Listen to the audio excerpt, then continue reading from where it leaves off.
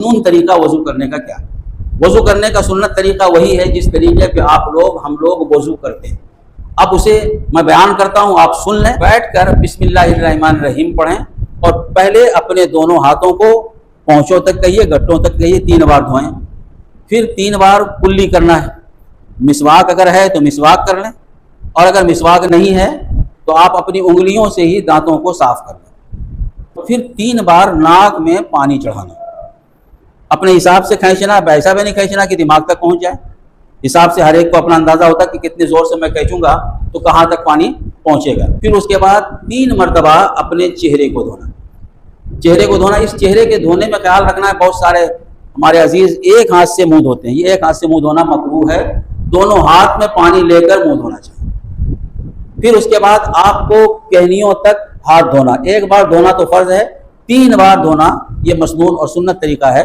अब धोने में खास ख्याल रखना, बहुत जल्दी जल्दी जो करता है ना, बस पानी यहाँ से उछल के चला जाता है, ये हिस्सा सूखा रह जाता है। एक जितने भी मैंने फराइज बताए हैं, अगर बाल के बराबर भी कोई जगह खाली रह जाएगी तो हमारा आपका वजू ही नहीं होगा। उसके बाद सर का मसा करना है।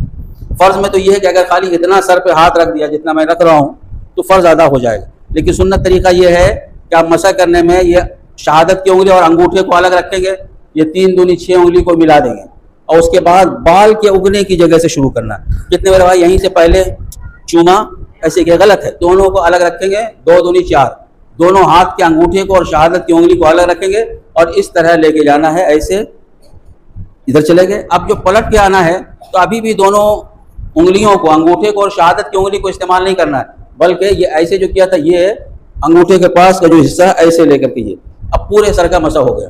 अब ये उंगली है और ये उंगली है, शहादत की उंगली अंगूठी से, शहादत की उंगली से कान के अंदर मसा करें, अंगूठे का जो अंदरूनी हिस्सा है उससे कान के ऊपर मसा करें।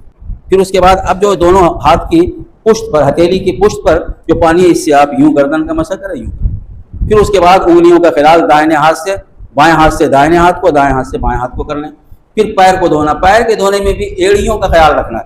बैक साइड जो एड़ियाँ होती है ना, एड़ियों का ख्याल रखना है, तो इन चीज़ों का ख्याल रखें।